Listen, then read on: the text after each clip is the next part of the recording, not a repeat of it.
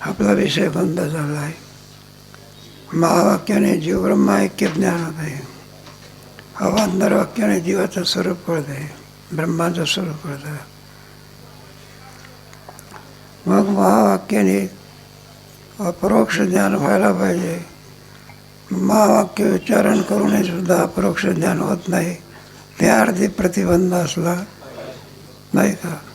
चांगले डोळे दिसतात पण डोळ्याने दिसत नाही, मोतीबिंदू असला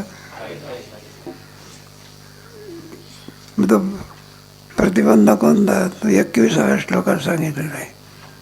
देहाज्ञात्म विभ्रांत उजागरत्यांना हठात्मान ब्रह्मात्मत्वेन विज्ञातुं न क्षमते मन्नती त्वतः. देहाध्यात्म विज्ञान नाही का. आपल्याला खरा आत्मा माहिती नाही, पण देहालाच काय म्हणतो. चार्वाक लोक देहालाच काय म्हणतात, देहखंडाना. देह आत्मा होऊ शकेल का. त्याच्या ठिकाणी 2 प्रकारचे अभाव आहे का. देहाच्या ठिकाणी 2 प्रकारे. पूर्वी होता का देह, पण प्राण गेल्यावर राहील का. 2 अभावाचा तो प्रतियोगी होता. म्हणून देह आत्मा होऊ शकत नाही. पंचदशीमध्ये तर मागच्या वेळा त्याला जन्म आहे, त्याला पाय पुन्हा मृत्यू आहे की त्याच्यात परिवर्तन आहे. आत्म्याला जन्म नाही म्हणून पुढचे कोणतेही विकार नाही.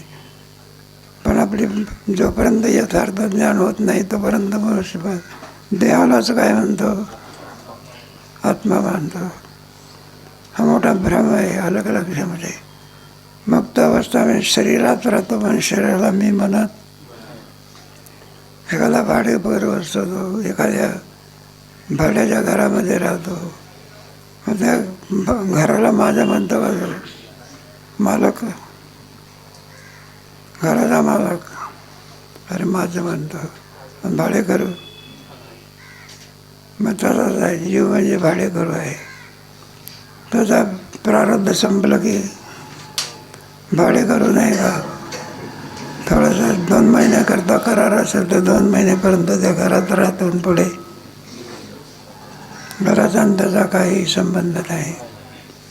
म्हणजे हे प्रतिबंध आहे. प्रतिबंध कार्याच्या विरोधी असतो. ताप आला म्हणजे साखर कडू लागते, गोड लागत. प्रतिबंध समजायचा, काय समजायचा. म्हणून देहालाच आत्मा समजणे हा प्रतिबंध असल्यामुळे महावाक्याचा उच्चारण करूनही सुद्धा जीव ब्रह्माची ऐक्यता होऊ शकत. त्याच्याकडचा पुढचा आता आहे बघा. ब्रह्ममात्रं सविज्ञेयं श्रद्धा शास्त्रदर्शिना अपरोक्षद्वैतबुद्धी परोक्षद्वैतमनुभव. ब्रह्ममात्रं सविज्ञेयं श्रद्धा शास्त्रदर्शी अपरोक्ष द्वैतबुद्धी परोक्ष द्वैतबुद्धी नव्हत. हे आपण दर्शनाकरता गेलो बरं का. त्या दर्शनाकरता आपल्याला आपण कोणती रामाची मूर्ती असते, कृष्णाची मूर्ती असते, त्याला आपल्याला दिसतं ना आलं का लक्षामध्ये. खरोखर तिचा राम दिसत असतो का दगड दिसत असतो, ऐकायचं. अपरोक्ष द्वैतबुद्धी. अपरोक्षत्वाने ज्ञान कोणाचं होते बरं. पण परोक्ष काय समजतो, ही दगडाची मूर्ती नसून कोण आहे. गणपती उत्सव असतो का नाही, गणपती कशाचा केलेला असतो. आपण डोळ्याने काय पाहतो, गणपती पाहतो का माती पाहतो, आणि समजतो काय.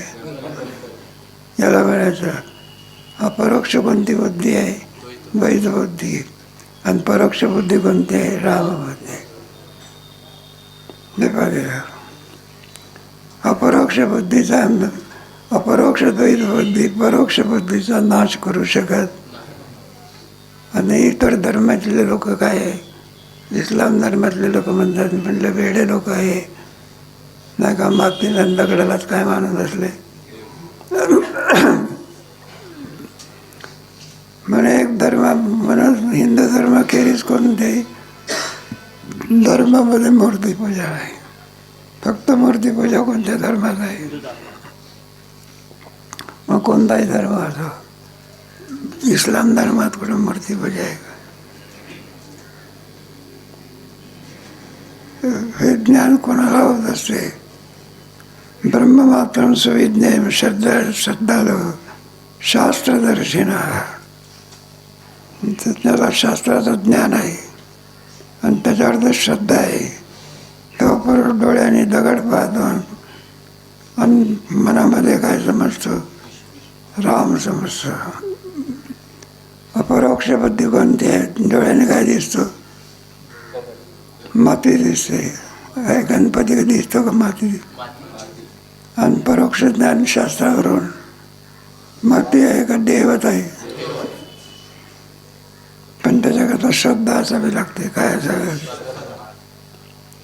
श्रद्धा सुद्धा ब्रह्मज्ञानाच्या साधनामध्ये, ब्रह्मज्ञानाची साधन आहेत ना, त्याच्यामध्ये श्रद्धा काय केलं आहे? चतुष्ट आणि नाही का समाधी षटकामध्ये श्रद्धा उपरम वगैरे, विवेक वैराग्य वगैरे.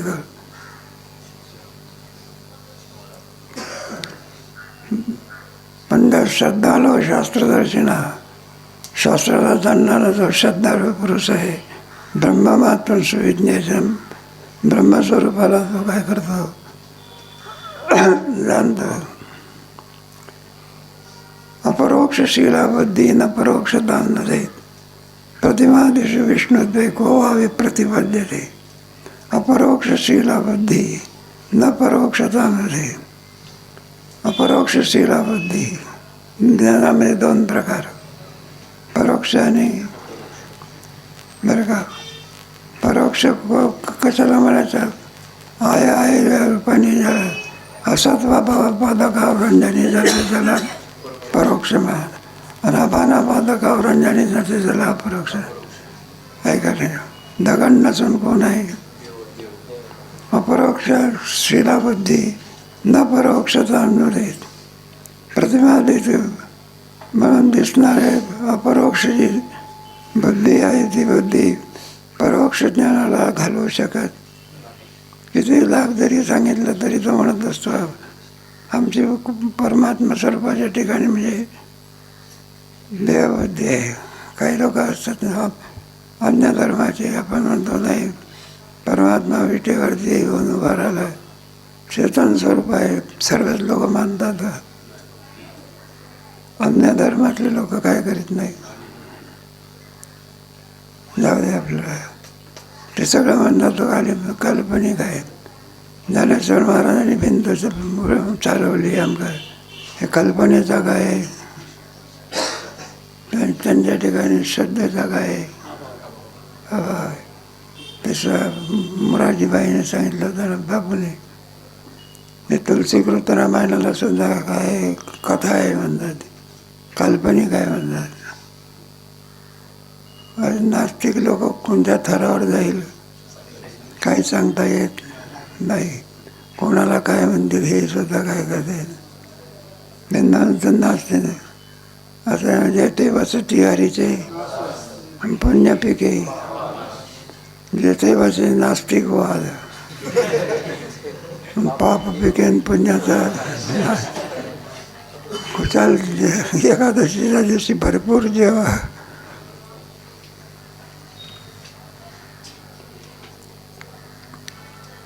म्हणून अपरोक्ष शिलाबुद्धी परोक्षता नव्हे. अपरोक्ष डोळ्याने दिसणारी शिलाबुद्धी परोक्ष आणि याला नाश करू शकत नाही. प्रतिमादिषु विष्णुत्वे को वा प्रतिबद्धते. आपण रामाची प्रतिमा पाहिली, विष्णूची प्रतिमा पाहिली अथवा शंकराची प्रतिमा पाहिली. प्रतिमादिषु को आपण काय समजतो? हा मला राम कशावरून आहे, नाम कशावरून आहे अशी बुद्धी असते का? ते दैवाचा थोडासा प्रकार आहे. काय काय दोन भाग आहे बघा. एकदा मूर्तीपासून ते प्राणप्रतिष्ठा व्हावी लागते काय, आणि त्याच्यामध्ये काय जातं, काही लोकांचा असा निश्चय प्राणप्रतिष्ठा हो अथवा न हो, पण आमची बुद्धी कधी भंग पावत. काही लोक म्हणत असतात त्या अजून त्याच्यामध्ये प्राणप्रतिष्ठा काय व्हायची आहे, ते काही नाही. मूर्ती म्हणजे म्हणून विष्णुद्वय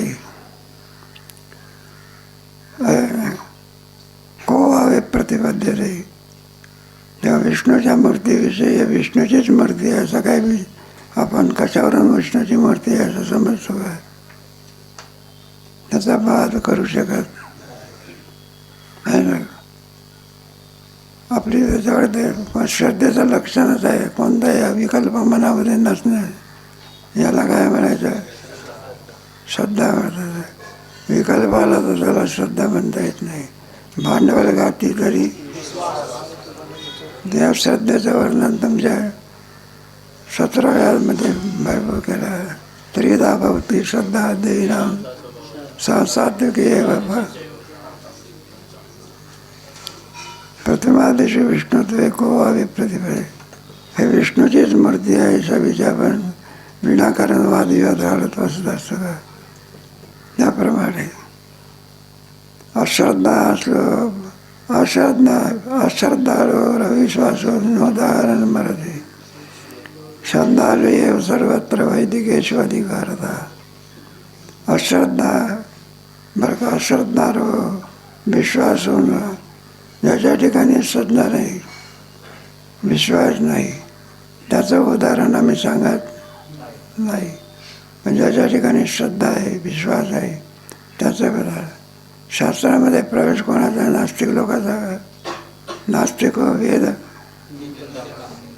त्यांचा कुठं वेदामध्ये प्रवेश आहे का? त्याचा प्रवेश कोणाचा आहे? जो आस्तिक आहे. देव मानत नाही पण काय मानतो? त्याला आस्तिक म्हटलेलं आहे. बरं का? देव मानतो पण वेद मानत नाही तरी नास्तिकच आहे. देवाला मानत नाही, वेदाला मानतो तरी अपरोक्ष शिला बुद्धी नाही. अश्रद्धा लोक विश्वास होणं. आम्ही जे सांगतो ते कोणाचं सांगतो? आस्तिक माणसाच्या विषयीचं सांगतो. नास्तिकाच्या बाबतीत आम्ही सांगत नाही. अश्रद्धा अविश्वास भांडवल गाठी तरी संताची पाहिजे. विश्वास असावा लागतो. ज्याच्या ठिकाणी विश्वास नाही, श्रद्धा नाही, त्याचं उदाहरण आम्ही देऊन सांगत. श्रद्धालोर एव सर्वत्र. वैदिक धर्माचा अधिकारी कोण? ज्याच्या ठिकाणी श्रद्धा आहे. तो श्रद्धा नसेल तर तो त्याचा अधिकारी ठरू शकत. त्याचा तो प्रवेशच करत नाही. असं एका ठिकाणी होतो बघा, मी यात्रा प्रवास करत होतो. 2 सीटाचं बाकडं आणि त्याच्यावरती एक बसला नास्तिक आणि एक बसला. माझा विरुद्ध धर्माला विसंगती आहे ना. माझा तो नास्तिक होता, तो ठाकूरजी चुकाय का मानायचा नाही. आणि ठाकूरजीला काय करायचं? माझं लिहिलं असते, गाडी चालू असतानाच काय पिऊ नये,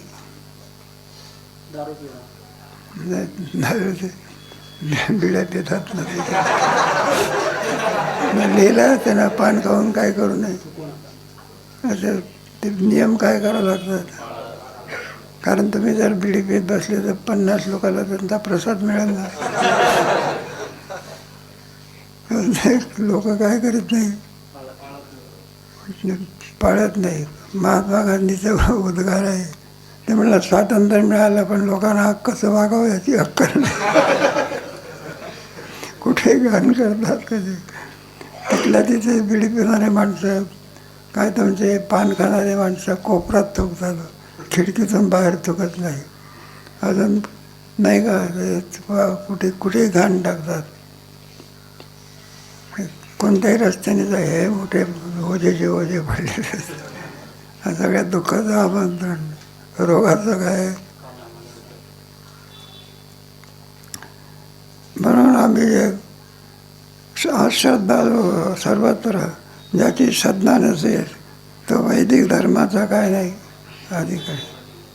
बऱ्याचशा लोकांची एवढे बुद्धिमान लोक बघा, कोणते लोक हे तुमचं मानत नाही बघा. ते भिंत चालवले नाम काय तुमचे विरेळा म्हणलं कसं शक्य आहे? कुठं भिंती चालत असते का? हे बुद्धिजीवी लोक आहे. कोणती लोक? मला याला विचारलं असं का म्हणता, मला आमच्या बुद्धीला काय करत नाही. तुझी बुद्धी काय काय काय काय स्वर्गातून आहे. तुझी बुद्धी म्हणजे काय आहे. आपण बुद्धिवादी आहो का श्रद्धावादी आहोत. तुम्हाला पटत नाही म्हणून आपल्याला काय पटो का न पटो, आपण विश्वास ठेवल्याशिवाय. म्हणून वैदिक धर्मामध्ये अश्रद्धा अविश्वासी माणसाचा प्रवेश होऊ शकत. अगोदर कोणतं भांडवल असावं लागतं, विश्वास. सुकृताब्दोपदेशेन परोक्ष ज्ञानवत भवेत. विष्णुमूर्ती उपदेशो नाही मीमांसा विपक्षते.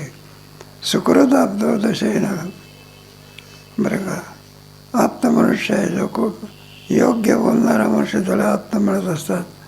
त्यांच्या वाक्यामुळे आपल्याला परोक्ष ज्ञान होत असते. विष्णुमूर्ती उपदेशेनं आपण मीमांसा करणं. हे पहा, बाया असते ना, कोणत्या दिवशी शिवरात्र आहे, कोणत्या दिवशी प्रदोष आहे, त्यांना काय समजते, पंचांग समजते का. मग पंचांग सांगणारा मनुष्य येत असतो आणि तो सांगत असतो उद्या एकादशी आहे, परवा काय आहे, प्रदोष आहे.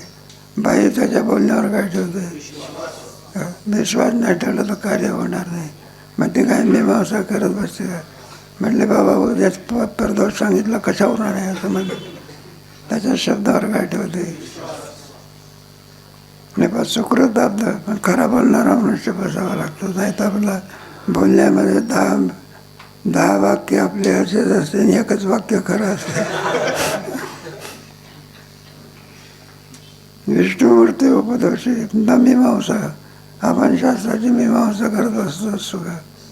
संतांच्या वचनावर आपण काय ठेवतो, विश्वास. तेच ती बाई आजच्या दिवशी एकादशी, शास्त्राने सांगितलं ना आज एकादशी आहे, म्हणजे विश्वास, म्हणजे विश्वास.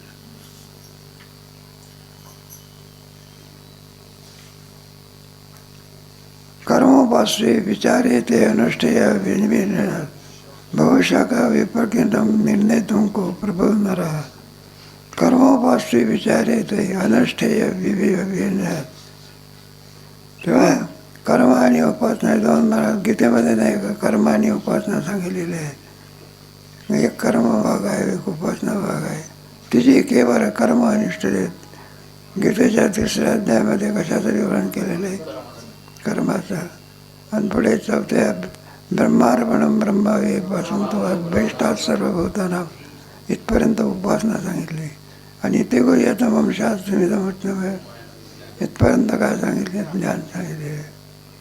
मग शास्त्र म्हटल्यानंतर कर्म अनुष्ठेय निर्णय भविष्य करावे प्रकीर्तन मिळेल. म्हणून किती शाखा वेदामध्ये सांगता येत नाही. कर्माच्या शाखा सगळ्याच्या 840 शाखा आहे, 232 शाखा उपासनेच्या आहे आणि 108 शाखा काहीतरी ज्ञानाच्या आहे. आनंदाबाई वेद असं वर्णन केलं आहे. त्याचा निर्णय करणं सामान्य गोष्ट नसते. बहुशाखा व प्रकीर्णम, इतक्या शाखा असल्यामुळे निर्णय तो खूप प्रबळ. प्रत्येकाची विभिन्न काय असते. कोणी म्हणतो गीता कर्मपरच आहे, कोणी म्हणतो उपासनापरच आहे, कोणी म्हणतो ज्ञानपर काय आहे, गीता आहे. प्रत्येकाचा निर्णय कसा आहे, भिन्न आहे. एक वाक्य तर येणं म्हणून शास्त्रज्ञामध्ये सुद्धा काय नाही. कोणाचा परिणामवाद, कोणाचा विवर्तवाद, कोणाचा आरंभवाद, असे प्रत्येकाचे भिन्न वाद. मला एक कुठं सांगितलेलं त्याच्याकरता असलं. निर्णितोर्थ कल्पसूत्रे तावता निकल्पा आणि विचारेनांतरेनापि शक्तुमान मिशनातून मंजसा. निर्णित अर्थ शास्त्रकाराने अगोदर तुमच्याकरता निर्णित अर्थ कोणत्या ग्रंथामध्ये कल्प सूत्र ग्रंथ तावच लागते ते याचे निर्णय त्यांनी केवळ. एक साधा विचारसागर आहे. विचारसागरामध्ये ज्ञान कुठून आलेलं आहे, अनेक ग्रंथातून काय आलेलं आहे. भगवद्गीतेमध्ये नाही का सर्व ग्रंथाचा सार कोणत्या ह्याच्यामध्ये सांगितलेला आहे. साधा दिसणारा आणखी चांगले 65 ग्रंथ आहे. सगळ्या संस्थाचं काय ज्ञान त्याच्यामध्ये. सगळ्या वेदाचं ज्ञान महाभारतात आहे आणि सगळ्या महाभारताचं ज्ञान भगवद्गीतेत आहे. आणि सगळ्या भगवद्गीतेचं ज्ञान कशामध्ये आहे? ज्ञानेश्वरीमध्ये आहे.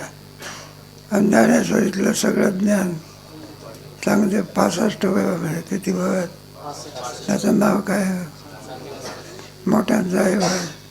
विस्तारपूर्वकही सांगतात ना, थोडक्यात हे काय करतात. म्हणून आलं एक म्हणजे कोणत्या ठिकाणी ज्ञान याचा निर्णय कोणी केलेला आहे? कल्पसूत्र दुस्तावकास्ती का कल्पसूत्र ग्रंथ वगैरे ग्रंथामध्ये सांगितलेलं आहे. विचारेनंतर येण्यापे शक्त अनुष्ठात म्हणजे ज्याच्या ठिकाणी विचार उत्पन्न होत नाही, विचार राहील माणसाच्या करता सहज आणखी त्याचं विवरण करण्याकरता सगळे सर्वांच्याच ठिकाणी निर्णय करण्याची योग्यता आहे का? मग त्याला काही उपाय? मग आमच्यात तर निर्णय करण्याची काय नाही. मग आम्हाला समजायचं कसं? मग ज्याने निर्णय केलेला आहे आलं का त्याच्या वाक्यावरती विश्वास ठेवला तर आपले कार्य होईल. तुमच्या गीतेच्या 17 अध्यायामध्ये सर्वांनाच आचरण करू शकतात का? मग यज्ञाचरती श्रेष्ठ सयत प्रमाणम कृते आहे का? मग त्याच्या वचनावरती काय ठेवावा? त्याचाही सुद्धा उद्धार संताची हे पाहिजे आम्हाला सर्व भावेदा विचारही नंतरापापी जो विचार करण्याकरता असमर्थ आहे त्यालाही सुद्धा ते अनुष्ठान करताय येते. उपास्तेनाम अनुष्ठानम वार्षग्रंथेषु वर्णितम विचाराक्षमार्थ्यस्य तच्छ्रुतो उपासते गुरु. उपास्तेनाम अनुष्ठानम वर्षग्रंथेषु वर्णितम. उपासना म्हणजे काय? तर उपासनेचं अधिष्ठान आर्षग्रंथेषु. आर्षग्रंथ म्हणजे ऋषीप्रणीत ग्रंथ. आर्ष या शब्दाचा काय अर्थ आहे तुमच्या पंचदशात बघा. आर्षग्रंथेषु वर्णितम. उपासना म्हणजे काय? त्याचं अनुष्ठान आर्षग्रंथेषु वर्णितम. उपासनाचे अनुष्ठान ऋषी प्रणीत ग्रंथामध्ये वर्णिले आहे व विचार करणाऱ्यास असमर्थ असलेले पुरुष गुरुमुखाने ते ऐकून उपासना करतात. त्याचे बरोबर आहे. ते विचारेन मंतरनापी विचाराक्षमर्थ्याच्या विचार ज्याच्या अंतःकरणामध्ये उत्पन्न होऊ शकत नाही तच्छ्रुतो उपासते. तेव्हा ते जे आणखी उपासना करतील गुरु त्याप्रमाणे आहे सुद्धा काय करतो तच्छ्रुतो म्हणजे त्यांचं ऐकून.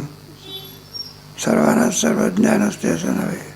म्हणलं का तुम्हाला कोणी सांगितलं? म्हणलं कीर्तनकारांनी आम्हाला काय केलं त्याच्या वचनावर आमचा काय त्याप्रमाणे आम्ही आहे ना. कीर्तन हे साधन आहे. बरेचसे साधन आहे. त्या सर्वांमध्ये सर्वांग सुंदर साधन जर कोणतं असेल कीर्तन आहे. असं आहे ना. माणूस बनवण्याचं कार्य कोणाकडे? माणूस बनवण्याच्या अगोदर कोण होता? कसाही वागतो, काही करतो आणि पुढे मग संस्थेमध्ये 2-3 वर्ष झाला म्हणजे त्याचे सगळे विचार घर सुधारतो. तो काय करतो? घर सुधारतो. म्हटलं सगळ्यांनी करा, माळा घाला, घरात वारी करा. एक पोरगा असं एका ग्रस्ताला घेऊन आला. बाबा म्हणलं बाबा यांना माळ घाला. मुलगा होता 15-16 वर्षाचा आणि त्याला माळ घाला असं म्हणत होतं 40-45 वर्षाचा. मलाही नवल वाटलं. म्हटलं लहानसा पोर आणि आणखी माळ घाला. माळ वेळ घातली. मला घातली का माळ? म्हटलं घातली का माळ? बा काही सांगा म्हणे त्यांना. गुटखा खाणं सोडून द्या, बिडी म्हटलं अजब दिसते. ज्याला उपदेश करायचा आहे तो 50 वर्षाचा. सांगणारा पोर आहे 17-18 वर्षाचा. म्हटलं मग सहज त्याला विचारलं, म्हणलं हे तुझे कोण आहे? म्हणले आमचे वडील आहे. म्हणलं इतके सद्गुण आले, ज्या वयात तेवढे सद्गुण याच्यासाठी त्याला विचारलं. म्हणलं तुला हे सद्गुण आले कुठे? मला 2 महिने आनंदी राहणार. आनंदीचा काय महात्म्य आहे. जाऊ द्या, दृष्टांत आपला संपला काही. म्हणून ऐकाले आपलं विचारामंतरेणापि शक्तमंजसा खालचा आहे बा. उपासनेनाम अनुष्ठान आर्षग्रंथेषु वर्ण. अनुष्ठानं कसे करावे वगैरे उपासना आर्ष ग्रंथामध्ये सांगितलेली आहे. विचाराक्षममर्थ, ज्याच्याकडनं विचार होण्यामध्ये जो असमर्थ आहे त्याने दुसऱ्याचं ऐकून काय करावं आणि त्याप्रमाणे वेदवाक्य निर्णयतो इच्छामीमांसातां जनाः आप्तोपदेश मात्रेण अनुष्ठानं ही संभव. ज्याच्यामध्ये सामर्थ्य आहे वेदवाक्याने निर्णय त्याने खुशाल काय करावं. ज्याच्यामध्ये सामर्थ्य त्याने विवरण करावं काय करावं. आणि ज्याच्यात सामर्थ्य नाही तो जे सांगेल त्याप्रमाणे काय करावं. वेदवाक्याने निर्णय तो वेदाचा निर्णय वेद अनंत बोलीला. मग तुकोबाराने निर्णय केला. वेद अनंत बोलला अर्थही तू काय विठोबाची निधनिष्ठ आहे. हा निर्णय कोणी केला? मग एवढा कुठं आपल्याकडनं निर्णय होऊ शकतो का? ऐका साहेब श्रुती नाही पुढचं 18 पुराणे सिद्धांत तुका म्हणे हाची. महाराजांनी सगळे पुराण ग्रंथ वगैरे यांचा निर्णय केलेला आहे. आप्तोपदेश मार्गेनं मात्रेनं. आप्त म्हणजे यथार्थ फक्त, नाहीतर मग 15 वाक्यात एकच वाक्य खरं असते. नाही का 14 वाक्यामध्ये सारी बरोबर असते. काय काय आप्तोपदेश आप्तच तू यथार्थ फक्त नाही एकामध्ये वरण आहे. योग्य सांगणार त्याला म्हणायचं. नाही तर मग काही साधी निरोपसुद्धा योग्य सांगत नाही तर आपलं काहीतरी घुसडव त्याशिवाय. आप्तोपदेश मार्गेनं अनुष्ठानाने संभवे. जशी बाई आणखी पंडितजीच्या वचनावर ठेवून एकादशी व्रत करण्याकरता होते त्याप्रमाणे आप्ताच्या उपदेशाप्रमाणे आणि वागतात. आणखी सुद्धा क्रमाक्रमाने बराचसा सांगितलं आहे. त्याचा विचार कधी करू. इथंच थांबा.